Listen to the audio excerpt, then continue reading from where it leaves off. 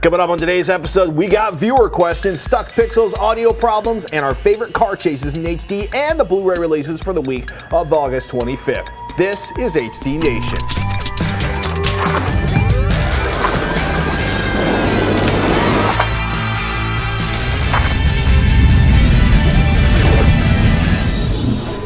HD Nation. Today's episode is brought to you by GameFly, Netflix, and GoDaddy.com.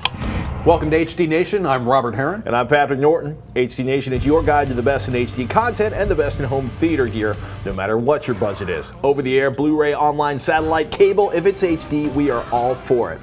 Now, normally this is the part of the show where we talk about what we're watching, the latest in HD news. Mr. Heron here is actually on vacation when we normally shoot, so we pre-tape this show. So we're going to fire it up with a classic LCD problem.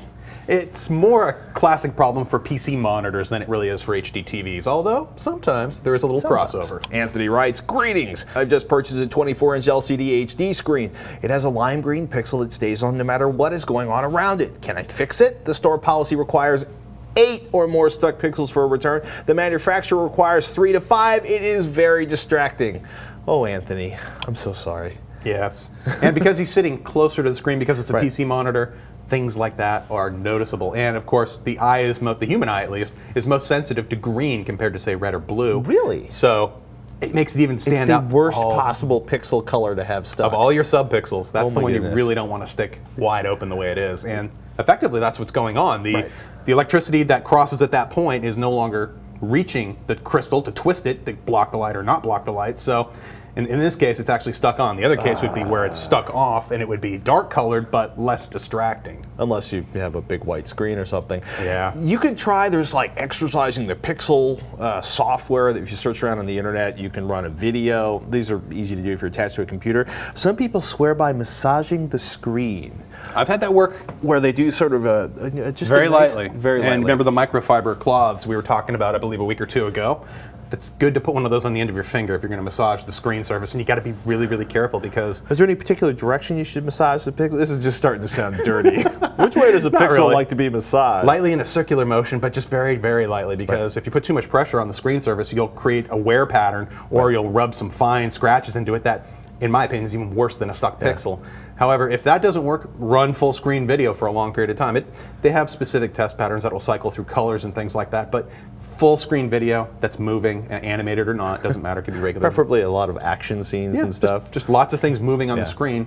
Well, at least give it a shot to try to unstick it. There's really no guarantee, though. It might be a permanent thing that you're going to have to live with. Yeah, and before anybody asks, there really is no easy way to get more pixels to stick so you qualify for that return policy in a lot of places. Yes. And don't reach for the ice pick. No, that will definitely void your return policy. Look, do yourself a favor. Before you buy a monitor, read the return policy carefully and ask nicely if you can inspect the screen in the shop before you buy if the return policy I was going to say, you could pull the whole, buy another one, exactly the same, and then put the old one in the box and return that, but... Works fine as long as they don't check serial numbers. There you go. Also kind of devious and kind of... And again, you could buy a second one and have another stuck pixel in a bad place. That, or you get a second 24-inch and you have dual displays running and put the one with the stuck pixel to the side and use that to maybe put your spreadsheet on or something. So. Good luck with that. Coming up next, our favorite car chases in HD, big screen bargains for football season, and quite a bit more. But first, let's take a moment to thank one of our sponsors. Video games aren't cheap and sometimes they suck. If you're dropping $50 for a new title, you can get stuck. Enter GameFly, the largest online video game rental service. They've got over 6,000 new and classic titles across all consoles and handhelds. Instead of gambling $50 on a new game, how about $15.95 a month to become a GameFly member and you can rent 1 to 4 games at a time, keep them for as long as you like and decide if you like them before you drop the big bucks. No late fees, no due dates, shipping is always free. So once you're done playing a game, send it back. GameFly will send you the next available game on your list. If you like the game you're playing, if you really like it, click Keep It on the GameFly website and the game is yours at a discounted price. Discounts are good. GameFly will even mail you the case and manuals free of charge. And if you've grown tired of a title you already own, trade it in. Used games can be used as credit towards membership fees. What could top all that? How about a 2-week free trial? HD Nation fans get a 2-week free trial when they sign up at gamefly.com/HDNation. Some restrictions apply. See the site for details, and please support HD Nation by trying out our sponsors like GameFly. I sense the work of Roger Chang and Patrick Norton when I see a list of the top 5 car chases on Blu-ray. Especially since our top 5 list is actually like 8 items long. And I think you were pretty adamant. You hadn't sort of, read the introduction. You were like, why isn't the Matrix Reloaded car chase in this? I'm apparently the only one in this room who likes that movie, or any of the last 2 movies.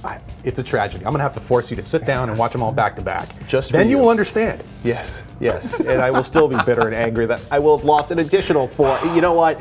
In no particular order, let's talk about our top 5 or 8 car chase scenes. Hey, The Fast and the Furious. How many car chases are in that movie? The Fast and the Furious Tokyo Drift is pretty shiny too. And again, these are in no particular order.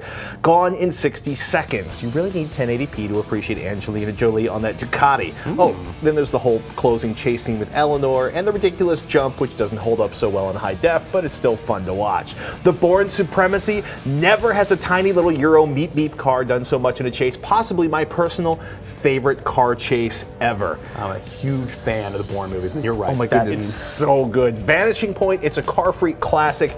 Even if this 1970s art film meets road movie can be a tad long. And if you want a 70s car chase scene in a movie that's a lot more fun to watch, check out The French Connection. Ronin, Frankenheimer's last film, De Niro, Jean Reno. It is epic. The car scene at the end, it seems to take half the movie and you are on your seat edge the entire time. Even more epic, Batman versus the Joker in The Dark Knight. How about the flipping truck? Or the timeless Mel Gibson vehicle, The Road Warrior. And because we shoot in San Francisco, I gotta say, Bullet. Steve McQueen being the coolest man on the planet, roaring over the hills we drive over every day. Epic. Epic. Epic. Epic. We could list like a dozen more, but we're going to save those for another time. Let us move on to Blu-ray releases for the week of August 25th, 2009. Here we are, Adventureland, Children of the Corn, Duplicity, Fighting, How to Lose a Guy in 10 Days, Kagamusha, Lie to Me, Season 1, Rudy and Kersey, Smallville, the complete 8th season, woohoo, and Sunshine Cleaning. Heads up fans of big old nasty old school sword fights, brace yourselves. Next week promises the release of Braveheart and Gladiator. Oh yeah. I am a big fan of Gladiator. You've watched it like 4,000 times. I use it as a test disc for film processing. It has lots of great scenes that make it real easy to see if it's working or not, and it's also just a terrific action flick. And I'm glad to see, I'm hoping they do a good restoration, and it's being well preserved in the transfer from standard def to high def. So. And Braveheart, you're talking about guys in kilts taking off people on horseback wearing armor. I still haven't seen that movie. You've never seen that? Nope. Oh my goodness. It's in my Netflix queue somewhere. We'll take care of that in a couple weeks. Hey, coming up, bargain HDTVs for football season, and when you should go 720p instead of 1080p. Right now, though, let's thank one of the sponsors that helps us bring you the show. Take a walk to the nearest video store by my house, and you can rent VHS tapes in Chinese. Chances are your local video store at least has DVDs. If you rent using Netflix, you can have Blu-ray discs shipped straight to your door. Netflix has over 90,000 titles online, including a ton of Blu-ray offerings with free shipping to your home and back. And with over 40 shipping centers in the US, almost all Netflix deliveries happen in a single business day. DVD-only plans start from $4.99. You can get a no-risk 2-week free trial membership at www.netflix.com/HDNation. And do us a favor, don't forget to type the www when you're using this code. Please support HD Nation by supporting our sponsors like Netflix. We received a question from Christian out in Cleveland, Ohio. He writes, I have a low audio problem with my Blu-ray disc player. I have a Sony BD-S350 running the latest firmware, and when I play a Blu-ray disc, I have to turn the volume all the way up to hear the dialogue. When I do that, though, the rest of the sounds are way too loud. I'm not using surround sound, and I don't want to. The Sony disc player is connected to my Philips 47-inch 120Hz LCD. What the heck can I do to fix this? Christian in Ohio. Okay, so you are suffering from the pain of the incredible dynamic range of Blu-ray movies, right? And actually a lot of DVD movies. Here's the thing. Most music we listen to today, the music used to have a dynamic range, right? People would whisper, there'd be tiny little string parts, then like the orchestra would kick in or the guitars would range. These days, the dynamic range is usually like a few decibels at the top of the volume. Like maybe for music. Especially for pop music, right? Oh, totally. For movies, we've gone from VHS tapes which had a very mediocre dynamic range, like the whispering was very actually close. Gunfire and whispering, not a huge separation. No. no. Blu-ray discs offer a huge separation between whispering and gunfire. And they're really made to take advantage of the best home theater systems in terms of your speaker setups. Speakers that can handle reproducing the very fine noises of, say, of conversation or a whisper, all the way up to the car explosions and the crashes and the booms, things that would shake the room. And you're normally supposed to be listening to these movies in a fairly loud environment that's set up properly. However, most people aren't. They're usually sitting in front of the TV, and, well, you want to be able to still hear everything, yet not, blow your eardrums out and still not be able to hear the conversation. It's really frustrating. Like, in my house, I've lived in a very small house, and a friend of mine was over and turned the volume up so we could hear whispering, and the next scene was like an explosion. Literally, like, practically knocked the baby out of the crib, who was formerly asleep until the boom went off. You need to basically start trying to play around with something that compresses the dynamic range. Totally. This is kind of hard to do. Well, if you go in, first thing to check would be the player itself. The Blu-ray disc player will have some things to check in terms of audio setup. One, you're going for just a straight stereo output to your TV. The TV usually has 2 speakers for stereo sound, so you want to check for things like down converting to a 2-channel mix. That's usually an option available in there. That will ensure that you're getting a solid stereo feed to it. If it's a Dolby-based track, typically you want to make sure a feature called DRC, or dynamic range compression, is enabled. That will basically make the loud sounds a little bit less loud, but it'll bring up the low end as well. It basically evens it out, so you're not going to ruin the experience, yet you're not going to piss off the neighbors either. Yeah, or blow yourself back over the back of the couch every time something active happens. Look, check your TV sound settings. Also, turn off any 3D effects. Stick with basic stereo, because sometimes the 3D effects do weird things. And actually, check for, if you have a really new TV or AV receiver, look for Dolby Volume or SRS Labs, True Volume or True Surround technologies. Now, do they actually do any manipulation, or do they just do audio compression if you turn those on? They do pretty advanced manipulation, and particularly with Dolby's volume technology. That does its best to recreate the listening experience at any volume level. Right. So you're not missing out. You're not like sacrificing. So whispers are still whispery, and gunshots are still loud like gunshots, but everything they do it without having. Everything is in a very listenable range, I find, and the SRS stuff it varies, but it can help you out, especially with dialogue improvement, I find. If it's difficult to hear, it's something worth trying out, but stick with the basics first. Getting good straight stereo into your TV is what you're really looking for. So basically, don't let the TV do the conversion. It's like, the default for me would always be to go in, it's like, oh, bit stream everything, let it get to the end, and then let it get converted. But if you're just going straight out of a player to the TV, you might as well help the TV out a little bit and ensure that it's just getting a good solid stereo. Or if in the setup menu for the disc you're listening to, Blu-ray or DVD, if there is a straight stereo track, select that, and that will always give you good sound. Hey, hopefully this will basically allow you to hear the whispers and the big noises without driving you insane. You also should probably think about getting a separate set of speakers. Even an inexpensive pair can sound so much better than the ones built in the TV. Coming up next, our Recession selection pick. But first, let's take a moment to thank one of the sponsors that makes HD Nation possible. GoDaddy. Get reliable, secure web hosting without the long-term contract. GoDaddy's hosting plans are bigger and better than ever, with 99% uptime, free 24/7 support, and no annual commitment. GoDaddy.com makes it easy to customize your own virtual dedicated server. Choose one of 3 popular plans, or select your own Linux or Windows server with all the plan options you need. Want to help support HD Nation and score yourself a discount? Use the code HDN1 to get 10% off your order. Some restrictions apply. See the site for details. And be sure to check out revision3.com/GoDaddy for all the HD Nation GoDaddy deals and codes. Get your piece of the internet at GoDaddy.com. In these tough economic times, we all want to save a buck or two. You know what that means. It's time for our Recession selection. This week's selection, 720p large screen HD TVs.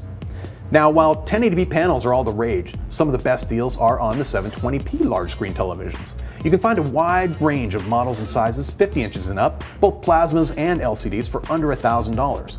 There's no real cutting-edge technology here, but most offer up a solid set of features and decent performance.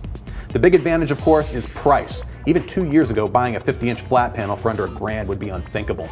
Now, of course, your best places to look for these values are large warehouse stores like Sam's Club and Costco. I have a great luck just wandering the aisles sometimes and going, wow, what a deal. And this is these are kind of like what's replacing rear projection. And actually, you want to buy a 60-inch television for dirt cheap, look for a rear projection television. They are rapidly. There's not many companies left making them. Yeah, they're rapidly disappearing. Yeah, one actually. There's only one I can think of nowadays. That's going the way of the dinosaur. But for flat panels for under $1,000, these larger sizes and at 720p resolution, or usually it's 768, but that's the side. These are good replacements, I feel, for those rear projection sets. Especially if you have a big room. If you're not within 8 or 10 feet of a 50-inch television at 1080p, you're not seeing a lot of the detail. If you've got that big old rumpus room or a bar type environment, everybody's more than 8 or 10 feet away from the television. A 720p big screen actually makes a lot of sense, and they're cheap. And it provides a stellar viewing experience. Don't be put off by the fact that it has half as many pixels as a true 1080p screen. It's just, don't sweat it. You get a good deal. Yeah. I'm not even going to go into the fact, if you're in my house and you're sitting 4 feet from the HDTV, suddenly 1080p starts looking really good. Hey, you want to do one last question before we go? Let's do it. All right, this one's from Mike in Los Angeles. Why don't you fire this one up? All right. Mike writes, "Hi, Robert and Patrick. I have a decent 3.1 system. Sue HB1 MK2 speakers with an HC1 MK2 center channel, along with a Sue subwoofer. I want some decent surround speakers to complete my home theater. Are dipole surrounds good for home theater use? I'm thinking of buying some dipoles or direct radiating surrounds. Which way should I go?" Thank you, Mike, for the question. Mike, you've got a great start. Solid left and right channels and a dedicated center channel. The left and right surrounds you're adding, the ones in the back, they're going to open up action films or anything with a lot of surround sound work. But for movies where you're mostly watching dialogue, a left and right and a good center, mostly the center is like 98% of what you care about. Okay, personal preference here, I am not a big fan of mixing different brands or models of speakers in a surround sound system. Some folks have good luck doing that. Some. I would keep it simple and add another pair of shoes, HB1s for your left and right rear surround. It also simplifies your choice since they don't make any dipole speakers. Basically, all their speakers are direct radiating. That means all the drivers are facing the listener. Dipole speakers, right? You're a huge fan of dipole speakers. I love them for the rear channels. Yeah, basically that's when the drivers are on opposite sides of the cabinet and they fire out of phase. They are hugely popular for surround sound speakers. A lot of people feel they build a huge sound field, which is good for surround sound, and are a bit more flexible on placement. I mean, look, the thing is, especially with a 5.1 system, you're more sort of adding extra noise back there. Yes, there's a left and a right channel, but the reality is you can put them on their backs, on the floor, behind the couch, and chances are they'll sound just as good as if they're mounted with a direct radiating towards a sweet spot in the room. If you can find a pair of dipole speakers that balance well with your front 3 channels, go for it. But for simplicity, go with what you already got. So if you buy a bunch of dipoles, make sure you can return them without major penalties or restocking fees, because if they don't sound right, if they don't sound balanced, if they're especially tinny or boomy compared to what you already have, they're going to drive you nuts. His 3.1 setup kind of surprised me. I've done that before, and I haven't had the best results mixing a center channel in when you don't have the rear surrounds. But I find if you're going to go 3.1, I'm almost tempted just to remove the center channel altogether and just go straight stereo. Hey, look, in most of my listening for a bunch of years, I've done with straight stereo. And look, some people, if you have a very dialogue-y movies, some people feel that the 3.1. Some people, so I've actually had good experience with it. You're not a big fan of it. Well, I'm just saying how you would drive that though off, say, an AV receiver. I would think that you basically just don't connect the rear channels. Exactly. So you are doing a surround mode, but without the surround. Yeah, there's no official like the Dolby 3.1. It's Dolby 3.1 is 5.1 without the surrounds, or 7.1 without the surrounds, which I really suggest you don't do. At least do 5.1. So you're not missing. I hate to use the word critical audio, but you're missing some of the surround effects at the expense or at the benefit of just having that center channel active. Yeah, and look, it varies a lot. We love surround, action movies, where somebody's actually gone through the apocalypse now, right? When the helicopters are coming in, it is amazing. It is like the movie that kind of set the whole concept of surround sound. There are commercials using 5.1 now. Exactly. I want it all in 5.1. I'm sorry. There's some great 5.1 television now. But if you're mostly watching like talkie dramas where it's 3 people in front of you on the screen, then the surround sounds aren't so useful. But look, dipoles are, a lot of people consider them just must-have for surround sound. That said, you can be really, just take it easy, just grab a couple more of the shoe speakers you already have and keep it simple. Either one, just work on it and make sure you get something that sounds good to you. Awesome. Revision 3 is psyched to announce our newest show, App Judgment, a mobile phone application review show for the iPhone, Android, BlackBerry, and Palm Pre. App Judgment has a team of passionate reviewers headed by David Prager and this guy, Patrick Norton. They'll give you advice, tips, and more importantly, they'll find some of the best apps for your mobile device. Catch new episodes on Monday, Wednesdays, and Fridays at revision3.com/appjudgment. Is that it? That is it, man. Are we done? Is it? Oh my goodness. Well, we hope you guys enjoyed this episode of HD Nation. As always, we want to know what you think, so send us your comments, questions, or suggestions to hdnation@revision3.com. You can also hang out with other viewers in the HD Nation forums at revision3.com/forum, and you can find tons of links up in the show notes at revision3.com/hdnation. And do us a favor, if you like the show, tell your friends about it. You can even, if you go into our Flash player at revision3.com/hdnation and click on the show page, you can send them a link to your favorite segment. You can isolate a segment. You can embed codes that actually allow you to put it in a website. Do us a favor, Share. Tell a friend. Thank you everyone for watching. I'm Robert Heron. I'm Patrick Norton. We'll see you next week on HD Nation.